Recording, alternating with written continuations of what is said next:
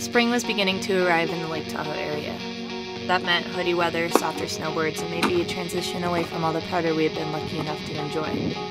Only 25 minutes away from Reno and an even faster 10 minutes from Lake Tahoe's North Shore, Mount Rose is Tahoe's highest spaced resort, sitting at 8,260 feet. In an ever-expanding area that keeps snowboarding available by offering 2 signature value days. It just so happened to be Thursday, so me and my gal pals Christine and Fancy decided to cruise up for some much-awaited sunny park laps. Yo, where we at? Mount Rose!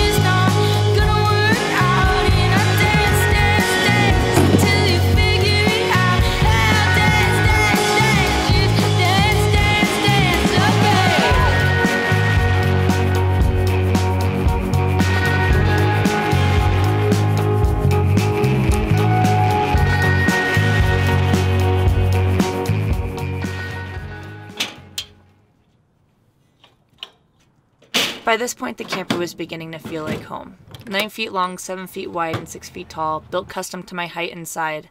We had heat and electricity thanks to propane and the truck's ability to charge 2 batteries as we drove between resorts. Sometimes our boots were still wet the next day. Everything had its place, even if it wasn't originally designed that way. Outerwear hung from hooks in the ceiling, a roof vent open for when it started to smell bad. Our space reeked of literal DIY. I slept on a twin-size bed, and Tyler slept on a twin-size bed that I had cut 3 inches off of in order for it to fit. He's shorter than I am. A skateboard rack and a backpack straps and some musical instruments to pass the time. By this point, the camper was beginning to feel like home.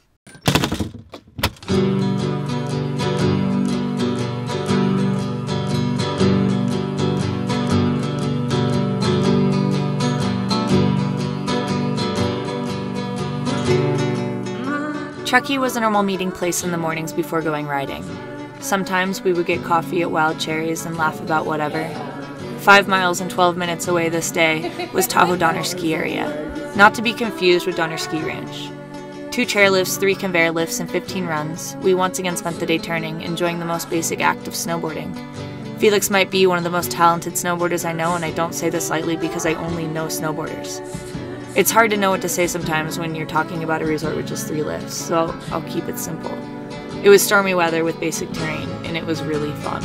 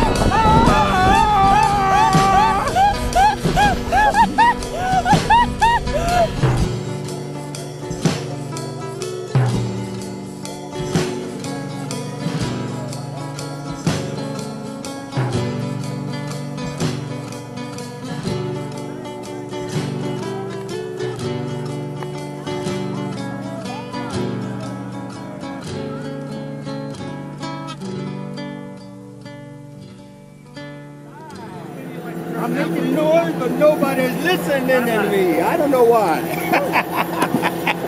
Out to the red line, ready every time. There you go. Have a seat, don't you know? Tavern might be the most unique resort in all of Tahoe. We were able to visit thanks to a friend of a friend. They're only open on the weekends, and the resort functions as a non-profit volunteer-based program for kids aged 6 to 18. With the basic rate of $165, a planned out 8-week lesson begins in January throughout the winter. Included in that is a 2-hour morning lesson, then the chance to ride free for the rest of the day. Progression's literally punched into their passes with accomplishments such as learning how to carve, ollieing, and riding switch. Then their parents are encouraged to participate. By joining the nonprofit, they have access to lessons from the snow sports school, and that gives them the opportunity to learn how to ride with their kids. Along with the basic program, they accommodate toddlers, and they have adaptive ski school on top of that. Plus, it's only located 30 minutes away from downtown Reno. What did you learn today? What did I learn today? I learned how to do fast plants. Where are you at? We're at Skytyper. Do you think you learned how to do fast plants because you're at Sky Tavern? Yeah, definitely. Yeah, no question, for sure. It's the place, if you want to learn anything, that's where you need to be, it's here.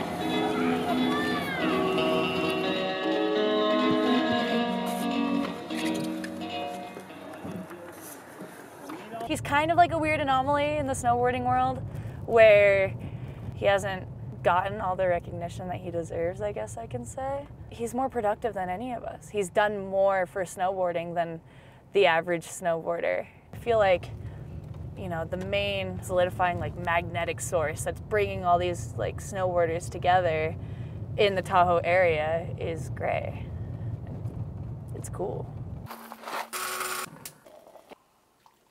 My name's Gray Thompson. I grew up in the city of San Francisco. I found myself in Kings Beach after moving up here in high school, cruising around, checking out Chuckys, Tahoe City, and then found a little piece of property in Kings Beach that was affordable. Warp Wave is a media outlet that me and Eric Messier started. Me and Eric were just over kind of what we had done in the past, and we had all these ideas of our own. So we met one day and it was born. We just decided to get a shitty camera and start making videos. And over the years it just started getting more and more refined. Got better cameras, we got new riders involved, and we haven't looked back since. It all started with photography.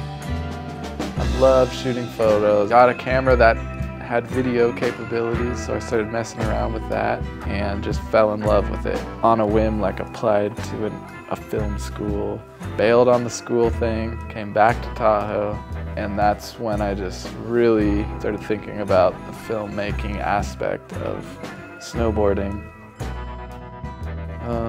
Lots of side jobs, too many to count. I started a snowboard company, been doing some video work with other brands, and I pick up random editing jobs on the side. There's always work to be done. First and foremost, your job is you're a documenter. Picture yourself as a ghost, just there documenting what's going on. That should always be at the front of your mind. You gotta be driven and motivated to do this shit. Making snowboard movies is a passion project. Do it because you love it. Make your money in the summer and fall doing something else that sucks, that pays the bills, and save up and then make the movie you want to make because you want to make it. Gray offers insights and words of advice that I hope we can all take something away from. He was one of my main inspirations for United Slopes. It just happened to work out that we got to hang out over the winter and that he let us park in front of his house. We continued on. Diamond Peak with Friends was the next destination, a small resort with a big history and an even bigger heart. One of 4 resorts in North America on its way to becoming Stoke certified.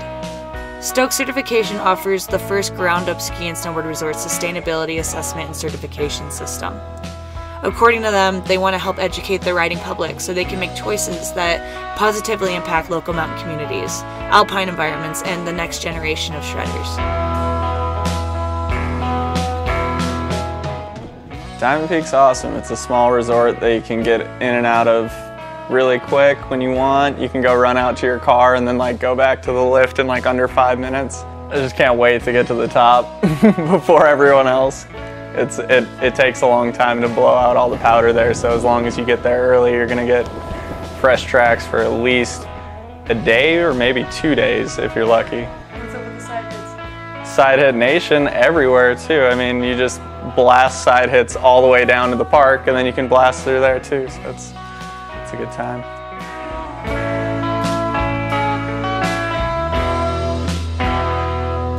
There with constant views of the scenic North Shore and the understanding that I was lucky, we were all lucky to be riding a place like this. It's a movement that I can get behind and support. This winter was Diamond Peak's 50th year anniversary. I hope they get another 50 years.